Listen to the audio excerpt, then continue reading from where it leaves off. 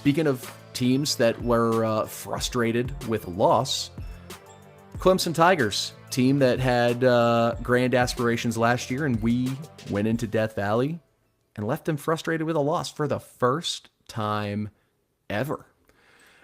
History, of course, playing against Clemson.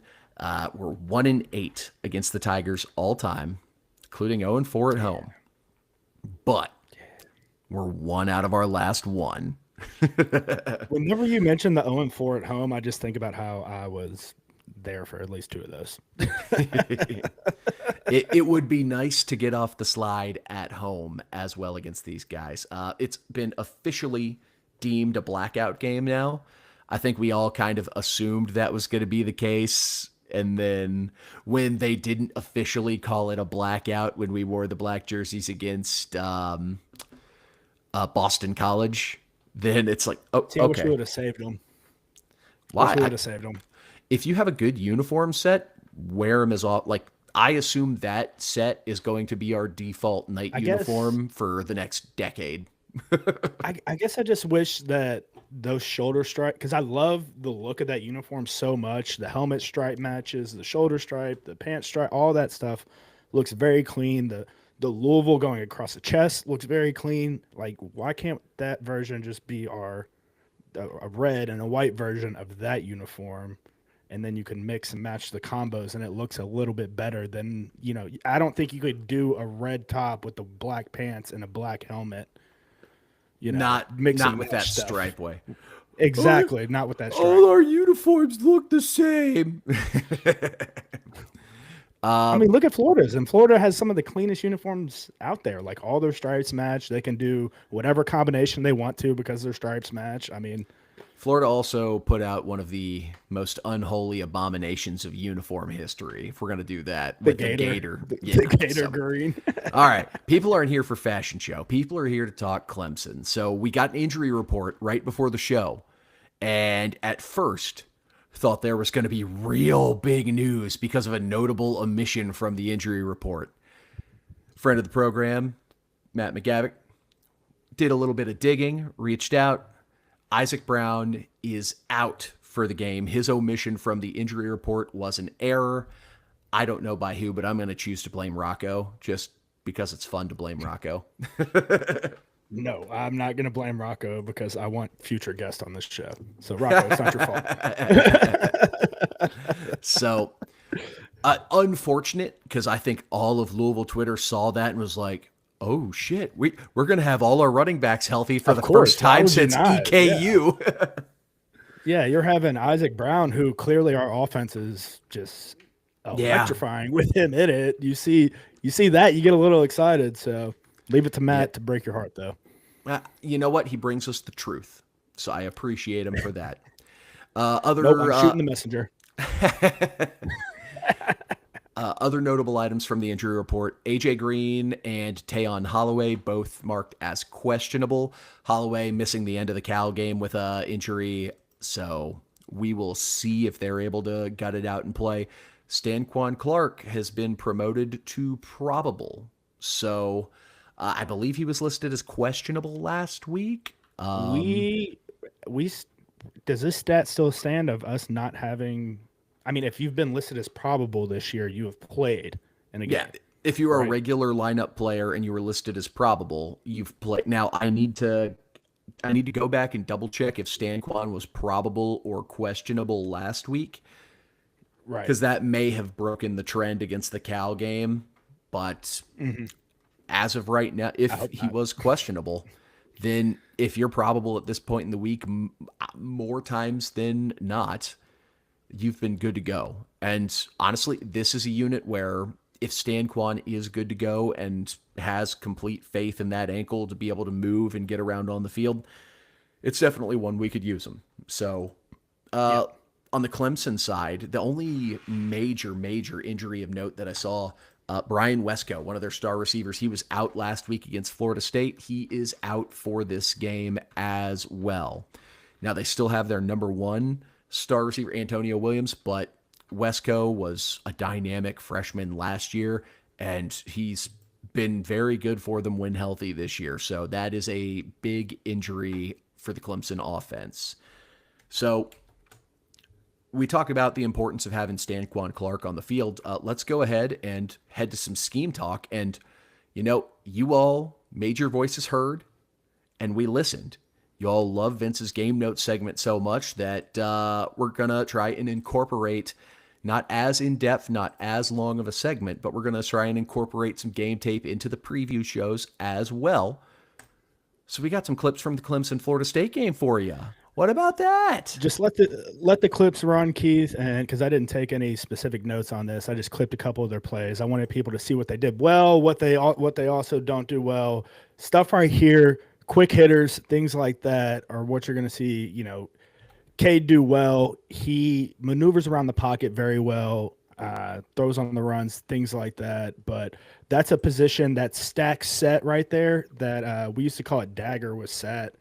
But you have a point man and two of the guys right there in a squeeze set. That's a formation that could definitely cause some confusion amongst our DBs if they don't, talk early and often and decide, hey, I got number one, I got number two, I got number three. Or if it's in a zone, make sure we're passing off the right guys and getting our eyes back to where they should be. So I haven't had a chance to watch these plays yet. I just had taken separate notes. And one of the first things I put down was, like Cal, Clemson likes to spread the field out, use some adventurous formation, looks to just create easy throws to get the ball in the hand of playmakers. So I'm glad the first play of the show is one that matches up. Yep. I mean, it's a solid play right here from him. So Clemson's defense, what makes them so tricky is they have that extra DB back there, but he plays like a center field type guy. It's really tricky, can be really confusing on the quarterback in a lot of situations. So that's something that definitely I'm watching and I'm like, that makes me really, really nervous. And I want to see the ball coming out of Miller Moss's hands quick whenever he's in there or whoever it may be. I'm just saying Miller for now. Yeah, it really is sort of a fascinating defense where they use it's a 4-2-5 defense, but where we use Watts almost as like a sort of outside linebacker rover. They use it more as almost like a nickel or a safety look. He's literally like center field back. See, watch him drop to the middle depth. And that's where I'm saying right here. Now, granted, it's a rollout pass for Florida State, but for us, think our offense right there, that's something where the outside guy is likely going to run a hitch, and it's going to be a 1-2 for Miller Moss, and we're just going to have to hit him. Yep. And this is a defense where you can get them with timing plays and let your athletes be athletes. It's a physical unit. They're very tough to run against between the tackles. That's a damn good defensive line, and they've got two thumpers at linebacker, but they are not the fastest. So if you can move, if you can get outside laterally and make one guy miss, the home runs are there. Florida State missed some opportunities in this game. So right, for sure. All right, right here, we're definitely highlighting the defense again. Now, I believe this is a big play from Florida State. Keith, if you let it ride right here. There's a clear separation in what Florida State has at quarterback when it comes to running the football and what we have. That's a situation right there that terrifies me with Miller Moss, with what we've been seeing, what we saw in the Cal game, what we've been seeing most of the season is him maneuvering in the pocket. And how is he going to fold and crumble under that pressure, or is he going to be able to step up and deliver a football? Is he going to see green grass in front of him and take that? He's not going to get the yards Tommy C gets right here, but we can at least get a first down. Yeah, and I told myself I was going to leave this conversation to the last episode. These are the type of plays that if you have a quarterback with mobility like Deuce Adams, you can actually run and get productive yards off of. It opens up a new aspect of the offense, and you can punt, which honestly, ballsy defense from Clemson against a quarterback like Tommy C to just leave the middle completely abandoned. And also pause it on the on pre-snap for me, Keith, whenever you get there. All right. Look how confusing this can be. That's fine. Look how confusing the front can be for, the running back sitting back there, the offensive line, Miller Moss trying to read and see what all's coming, going to be coming at him from a blitz standpoint and a pass rush standpoint. I mean, he's got two guys standing up off the edge right here to the boundary, and then one standing up on to the field side. That that shit's confusing as hell with the middle of the field safety. Look at that. Look at the safety back there, Keith. Now they're clearly going to be showing like a cover one type deal, but it's confusing. Now a guy like Miller, I'm going to let it run for just a second, where we might not be able to capitalize on running with him. You can create opportunities. Right. I paused it like a beat too late, but you have this receiver running really a screen route on this linebacker, and you have just a crosser going through the middle of the field who's going to be wide open because both these guys are bailing out. They've got receivers there to block. You can just make an easy dump down and let your athlete go make a play for you. So it's not the end-all, be-all not having a running quarterback. You can still create opportunities for your guys, and this was one where Florida State had multiple opportunities to burn Clemson. Right. That still scares me right there, though, because we had the balls batted down at the line of scrimmage last week. That was the big problem, one of the big problems with Miller. And, I mean, he had 2 receptions in the damn game. That's got to be a coaching point going into this, like, get the ball over the damn line, especially when a guy's that open. Like, just give him a chance to catch it. I agree. Completely agree. That was a good eye catching that route. All right here we have I believe it's the running game. Let it ride all the way through, Keith. We're going to highlight a little bit of the running. Nope, the flea flicker. Yes. So this was Cade Klubnik's arm is a cannon. Especially this is like one thing that terrifies. Yeah, that's a terrible throwing platform. Like, that's when you are trying to step into and drive a ball. That is not where you want to be. And Klubnik has the arm strength that, despite the fact he's falling backwards off platform, just has a rocket of an arm to throw a loft 40 yards downfield to give his guy. And I think this is Antonio Williams who goes up and mosses kid to make this big grab, but just unreal arm strength. That's what I was going to add, Keith, is, I mean, it's nice to have a guy like Cade that can get the ball all the way down there. But that's an athlete going up and getting the damn ball. I don't care what Clemson's record is. They have dudes all over this field that can go up and make a play at any point. I mean, I still remember was it Trevor Lawrence that threw that Hail Mary? No.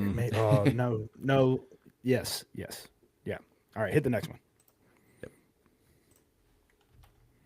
Oh, next one. Burp. There we go. All right, let it play through.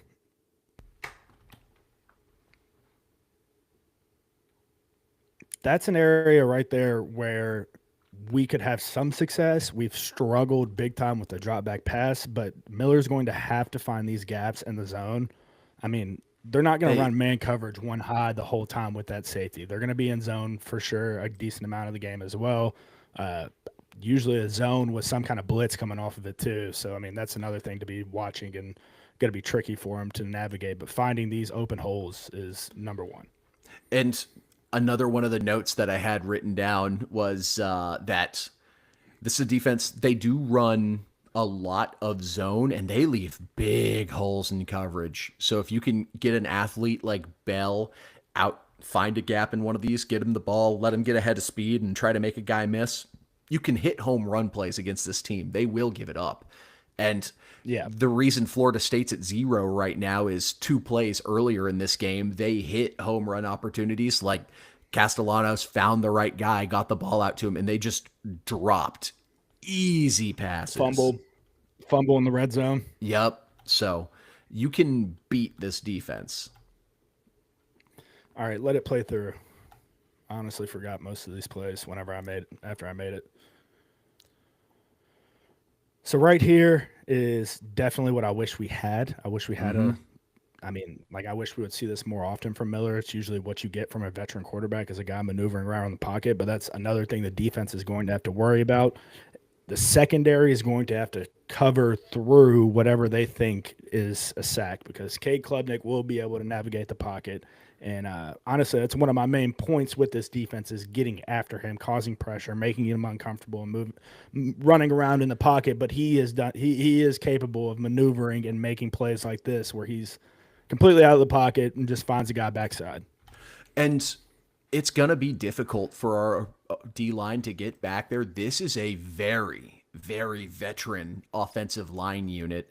And I had them highlighted for the players to watch, but I'll talk about them here. The right side of the O-line, their right tackle and their right guard. Their right tackle, I believe, has now over 50 games started in his college career. And while the right guard hasn't played 50 games, he has over 3,000 snaps in his college career. That is a very big, very veteran unit on the right side of the ball for Clemson. And I mean, even this, Florida State sends for, and Klubnik, like he steps up and moves to make that out route throw easier. He's got all day to throw, man. This is a tough O-line. I mean, they put a guy completely in the dirt right there. Yeah. I believe that's the tight end. This is a tough O-line. Yeah, even their tight ends can block. So, I mean, he just rode that all the way to the ground, Keith. That was a hell of a block. As you should. Yep. Again, a confusing front. Something this was one I remember. I mean, I wanted to highlight this front. It is having those mugged up linebackers is tough. It's going to be tough. Now, if they stay there and they don't do anything creative, it's going to be an easy block for us, kind of like right here. I mean, all you have to do is just block the guy in front of you, basically, or make your correct steps, and you're basically there. But if they do any twist, any games off of this, say we don't have a run play called right here, and they drop back into pass coverage, and we think we have a quick hitter, but we really don't. We just have to make the correct adjustments throughout the game, the correct reads pre-snap. That's going to be huge for us this week. And also, this is what I'm talking about when I say this is a tough team to run against the tackles or run between the tackles on, because they will muddy things up a lot. They have a damn good defensive line as it is. They've got 2 thumper linebackers. So when they do a mug package and they then send, you can see Florida State 0 push off the line of scrimmage, and Florida State has some friggin' athletes. It's not like those guys are bozos. Right. They're 4 and 5 star O-linemen. The speed of those the linebackers from from Clemson, they might not be the fastest guys, but Ben Boulware, their linebacker coach, who we all remember from Clemson, is gonna raise some thumpers. That is for sure. And these guys they'll hit you right in the mouth on a pass rush just as easy. Yeah. So these are the situations though where, again, you can hit home runs against this Clemson defense. Keywan's shown it. Duke has shown it. Don't run into this mass pile of humanity. Hell, even if Florida State's running back, if he doesn't run into the pile of humanity and just kicks out instead of running into the wall and then kicking out, he turns a gain of what would have been a gain of 15 into potentially a gain of 30, or even breaking one off for 6. So that play right there is the same one that Keywan had the phantom touchdown. The play that we paused on Monday. I mean, just think about it, Keith. He went tight to the line of scrimmage, stuck a foot in the ground, kicked it outside, and had 6. But so if we see that mug look and their defense muddies things up between the tackles, can our running back see that, take that step outside, and use their speed to beat a guy downfield? What's going to make that play hit though? The wide receivers blocking on the outside, and that, I mean, they're going to be in if they're bringing that many guys, they're obviously going to be in a man coverage, one high look. So really it's all about blocking the guy in front of you, run him off, get in his way, do whatever, just give our running backs a clear lane to cut off you and get upfield. Yeah. And actually sustaining your block until the whistle. Now, let's go ahead and talk about Clemson's key players to watch. We saw a highlight featuring them, but they have a really good skill position trio on the offensive side of the ball. Cade Klubnik, who we can all agree got a lot of hype, and probably too much hype this offseason. He's still a damn good football player. I think he's a less good running but better throwing Haynes King. That makes sense. I mean, that's a pretty good comparison. He's got a big arm, man. Massive arm, big arm, can run, and he's not a finesse runner. When he runs, he's going to look to lower the shoulder and bang. He's not He's not looking to slide, not looking to step out of bounds. Like, Yeah. he's a football player who just so happens to have a freaking howitzer on his right shoulder. Catching the ball. We saw a phenomenal play in just this highlight reel, Antonio Williams. He is a redshirt junior this year. I think mid to late round NFL draft pick potential if he decides to go. But he might stay another year. I hope he goes because I'm tired of seeing his ass tearing up college defenses. Bryant Westco Jr., their sophomore wide receiver as well, is another stud they have on the outside. A guy to watch. I mean, well, just when he's healthy, they've got dudes all over the damn place. And then when he's healthy, for sure. Yeah. Adam Randall, their running back. They don't have a ton of rushing yards, and they haven't had a ton of success rushing the ball this season. But when they do, it's Randall toting the rock. Like, honestly, Phil Maffa it's an apt comparison. I hate to use another Clemson guy who was just there, but that's the comparison I have. Dude's just a big friggin' thumper, man. He's a big thumper, and clearly has a good personality because he's wearing a bow tie in his team picture. Hey, you love that. On the defensive side of the ball, top edge rusher is a guy we tried to court for a little bit in the transfer portal. Purdue transfer Will Helt. 5 sacks on the year for Clemson. Big physical dude as well. Like, he's a good run stuffing D end who just so happens to good college pass rusher. Wouldn't say he's NFL caliber pass rusher, but you're not going to push him. Like, the gotta have a good base against this kid because I get worried about the long arm on this kid, Keith. I mean, just sticking an arm right in the middle of our tackle's chest and just driving him straight back into the quarterback, knowing that Miller struggled with the pass rush this year. That's when, I mean, this kid worries the shit out of me. We talked about their thumper linebackers, the Mike tandem of Wade Woodaz and Sammy Brown, which Wade Woodaz, elite linebacker name. But just those two, I believe those are Clemson's 2 leading tacklers. Again, thumpers. If you get hit by them, you're gonna feel it. Like, those are some big physical dudes. And I highlighted a couple of DBs who I think Clemson, I'm not going to say misuses them, but I think they could be used in a very similar manner to how Cal uses their corners. Like, these are really good corners in Avion Terrell and Ashton Hampton. And if I had that duo, I'd be running a hell of a lot more man defense than Clemson does. I believe, doesn't Ricardo Jones lead them in? Does he lead them in interceptions? You might double check me on that, Keith. Do you have stats pulled up? Give me 30 seconds and I can. I think he's got 4. My stats, I could be wrong though. He has 4 on the year. I am checking. That's a Formula One joke for those. Yeah, Ricardo Jones, safety. Yeah. So we mentioned the safety over the top. That's definitely worrisome because we haven't pushed the ball downfield with much success this year. Yeah, but this is a Clemson team where I don't necessarily... with him playing like that rover, if he's going to just play center field and just kind of camp out and read Miller Moss's eyes and figure out where he's throwing the football and, read keys off tendencies, it's very worrisome. Yeah. Look, if I was a prop betting man, and I try not to be just because weird things happen, I'd be taking the over on, to steal a phrase from starting 502's Roman Kelly, throwing them fangs. It is highly probable we end up throwing one of those this game just because they have a really solid secondary, but I don't know if it's just conceptually why they leave big holes in zone defense. So, right. Those were the main guys I had highlighted. Did we miss anyone that you had? I had nobody else highlighted when I did my top 3 little report I do each week. I mean, I had the same guys, D end.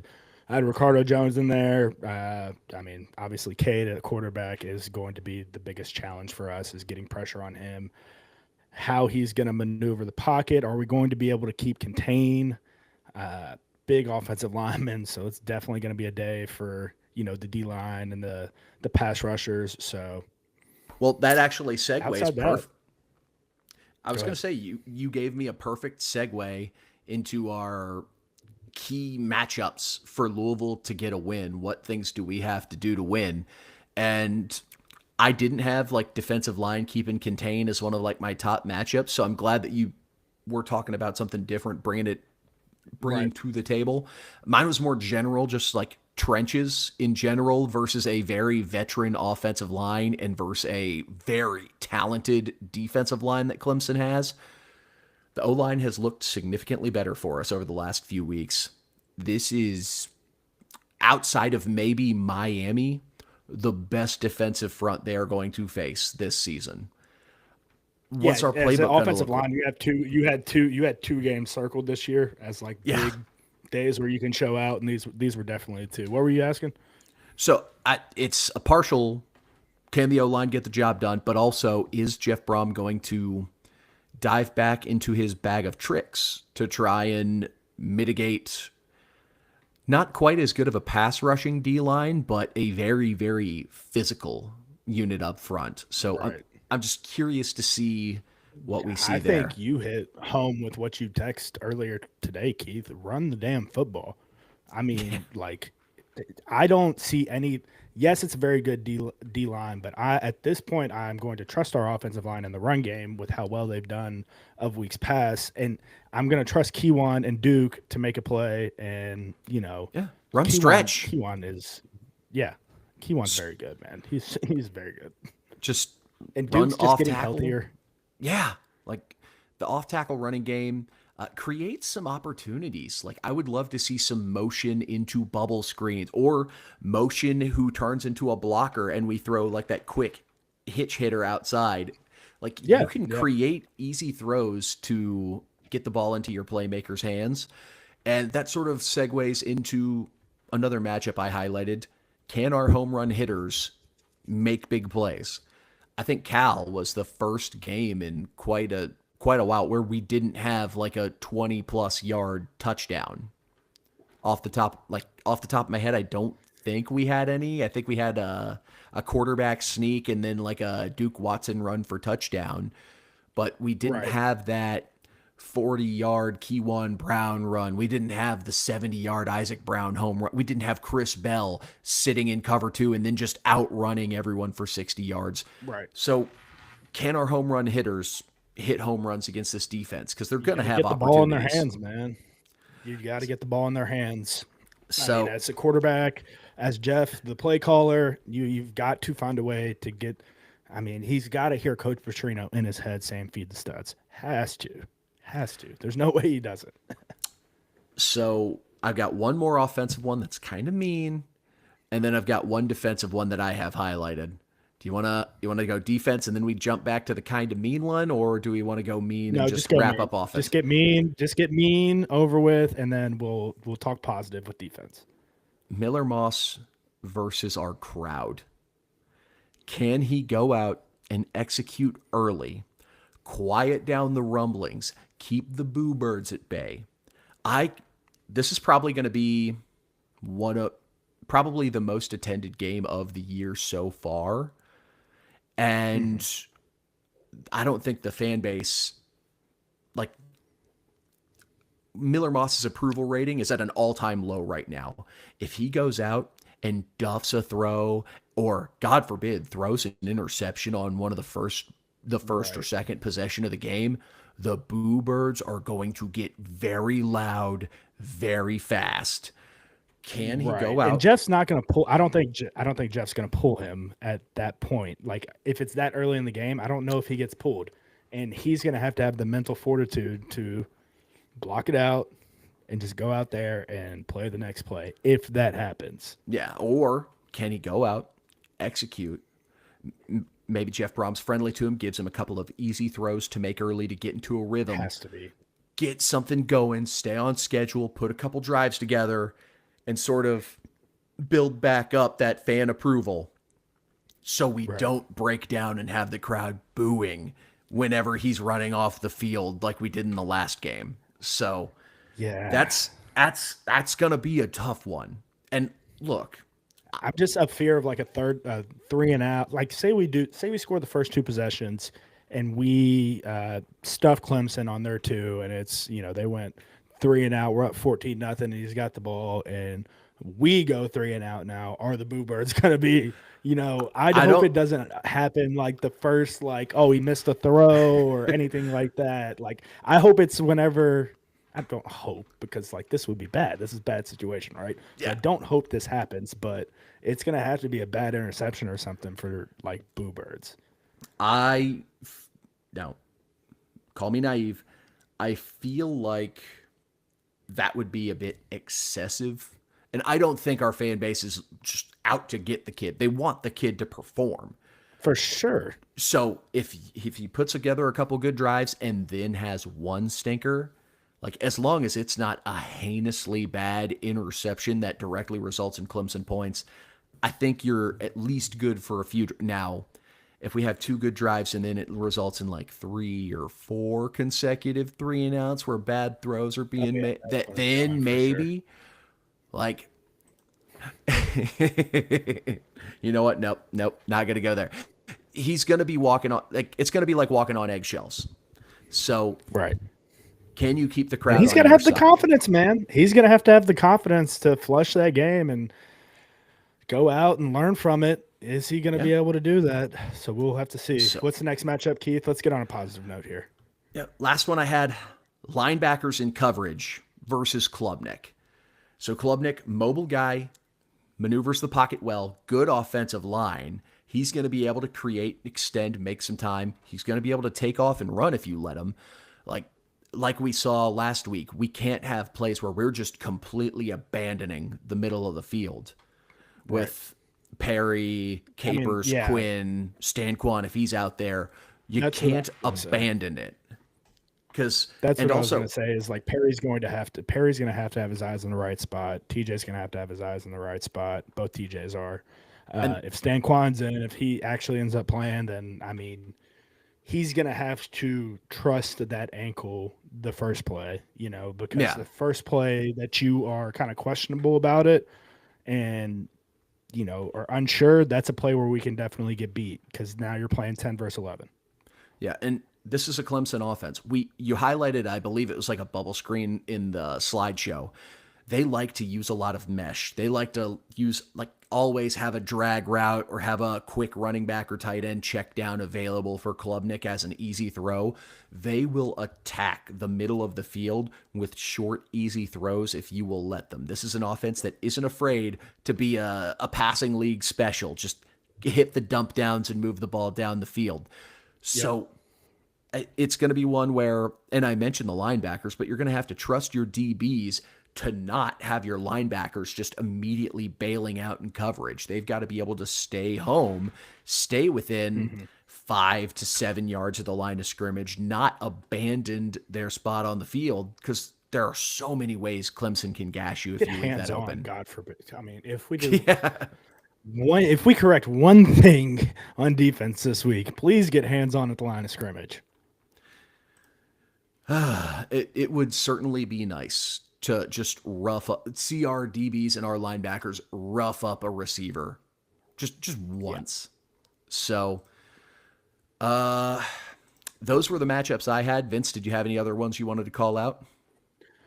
No, nothing in particular. I mean, all the obvious is definitely the matchups to watch.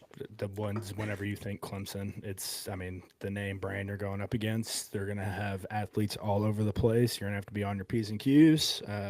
K. Klubnik's the real deal. That defense is going to be confusing as shit. I guess that's a matchup to be different, Keith. That defense versus Jeff Brohm's play calling. What is it going to be? How is he going to attack this? So... Yeah, it's a fascinating matchup that I'm curious to see how it goes. So